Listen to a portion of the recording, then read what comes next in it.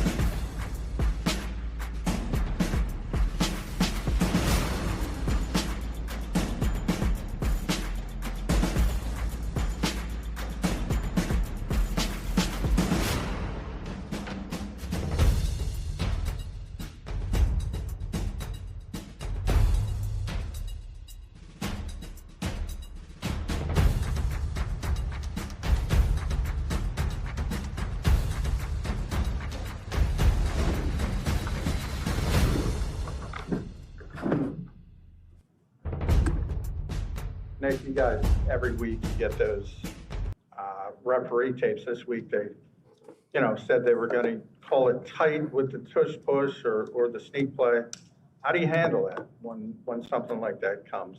Yeah, you just address it and you work on, like you do with every play, of being playing to the rules of the game. I mean, that's something that we talk about all the time, formationally, snap count wise, offensively is what I'm saying. Defense wise, being onside, all those different things. So, same way you do all those things. I know there's a lot of chatter and hype about the play, but we're coaching it the same way we always coach it, and we know we have to be right, not only on that play, but with all our plays. How do you feel like your relationship with officials on the sidelines has evolved over the 5 years as a head coach?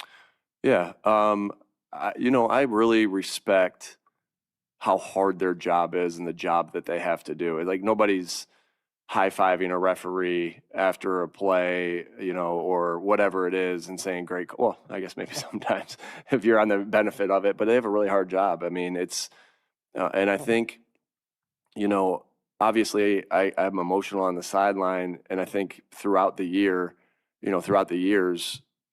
I've come to understand more and more how hard their job is, and they're not getting any love or anything like that. So that doesn't mean like in the heat of the moment, there's not an argue about a call.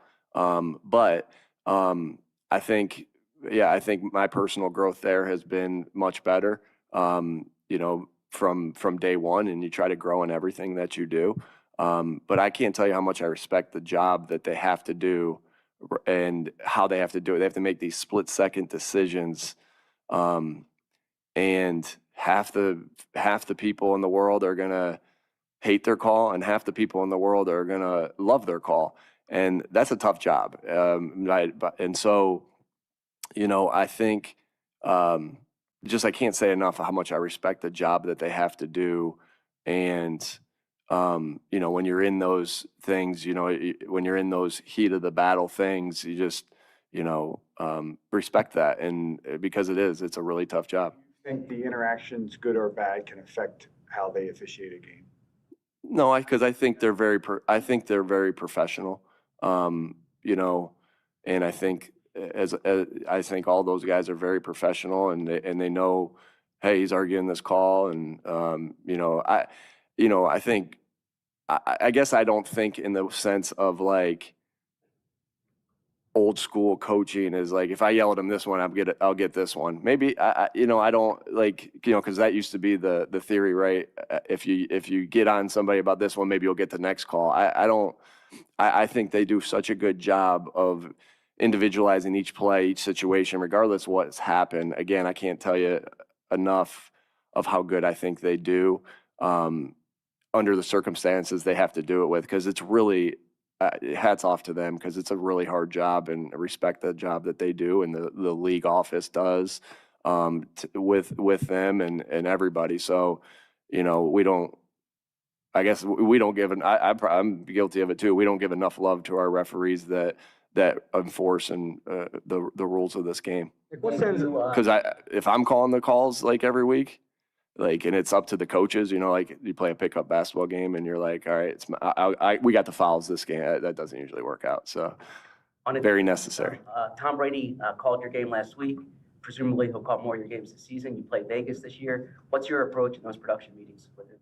Yeah, a production meeting's similar to when I'm in here too. Like, you just, you know, you're going. It's an interview, right? It's an interview, so very similar. All my interactions with Tom Brady have been really positive, really good, and you know, respect the heck out of him, and you know, his view on football and what he's done, and so have nothing but respect for him. But I would say those production meetings, regardless of the crew, are very similar to an interaction that we have here in our building. What stands out to you about Saquon in games where he's not hitting the home run, so to speak, but he has to kind of grind out the yards? Yeah, just tough, gritty guy that you know, that at any point can hit a home run. You know, I think that's why, you know, he can make yards out of sometimes where the defense got our number on it. And so I respect that in any player that, you know, where it's a gritty, grimy game, and you got to make the plays that you make. And sometimes it's not even like, oh, hey, that was a 4-yard run. Sometimes it's like, hey, it was a 2-yard run, but it was a really good run. And so, yeah, you just admire his mental toughness, you admire his toughness, you admire the offensive line's toughness and the offense's grit to push through those moments. And you know, when you're grinding it out, but, you know, just happy he's on our team. Nick, you talked a lot since you've been here about one of your favorite parts of coaching is helping a player grow off the field. You've been with Jordan Davis since he got here, the highs, the lows. He's playing at a high level right now. He's, you know, in good shape. I was wondering your perspective on his journey and maybe like the pride you feel watching him play at a high level now. Yeah, he's obviously playing at a very high level right now, and he's worked really. I love when guys work their butts off to achieve their goals and help the team win, and he's obviously done that. You know, probably had to go through, you know, a lot of questions about him early on, and just his mental toughness to be able to push through that and just continue to grow and develop as a player has been awesome. And the shape that he's in, he's obviously worked really hard to be in that shape, and he's showing that out in the field, and you know, that consistency. And obviously Jordan Davis, you know, is well liked in the locker room, well liked with the coaches. I mean, he's a guy that when he comes into this building brings a smile to everybody's face. You can't be around. You've seen him. You've talked to him, right? You can't be around Jordan Davis and not leave that conversation feeling good about yourself and good about your team and everything like that. And that's a special quality that he has. So obviously happy for him that, you know, he's worked so hard to be playing this level, but the person is top notch. The teammate is top notch, and he's tough, he's talented, and then has all that other stuff. That's where, you know, we talk about that in the draft quite a bit, is like when a guy loves football, he's tough, and can go through the ups and downs of a season. Those guys usually, God willing, reach their ceiling. Two more, folks. It's probably not as high a thing to talk about, but you know, the new kickoff rule and the Rams, their average opposing starting of the drives is the best in the NFL. How is that kind of on y'all's mind, and how does that affect kind of how it changes the game, your approach on offense? Yeah, obviously we look at all those things. We look at every phase, and they do a good job with their kickoff coverage. Their kicker does a really good job, so we've worked on that all week. Nick, you start, the way the schedule has unfolded, you open with a division rival. You have a Super Bowl rematch, now you have a divisional rematch. Is there any challenge as coaches or players to kind of tap into that emotional well continually and so nobody comes out flat? I mean, is there anything you can do to prevent that? No, I mean, I think we have a group of guys in this locker room that works their butt off to be ready for each and every Sunday, and that love football. And, you know, you know, you might not start fast at times offensively or defensively, but with this group, I don't think the word flat's like I think it's a flashy word to use when, you know, you might not start fast. Like, there's different reasons for not starting fast. And our intention every week is to start fast, obviously, on both sides of the football. But there's reasons for it, and we're going to come out ready. We know that the Rams are going to come out and ready to play. We got to come out ready to play. That's part of the process of practice. To have confidence in the plan, that's part of the process of practice when you might take a period off here and there to make sure they're fresh in those scenarios. And so can't tell you how much respect I have, again, for this Rams team that we've played often these last 2 years, these last 3 years. I think they got phenomenal players all over the board. And I think Coach McVay is one of the best coaches in the NFL. And I know he'll have his team ready. And, that's our goal, obviously, as well. All right, thanks, folks.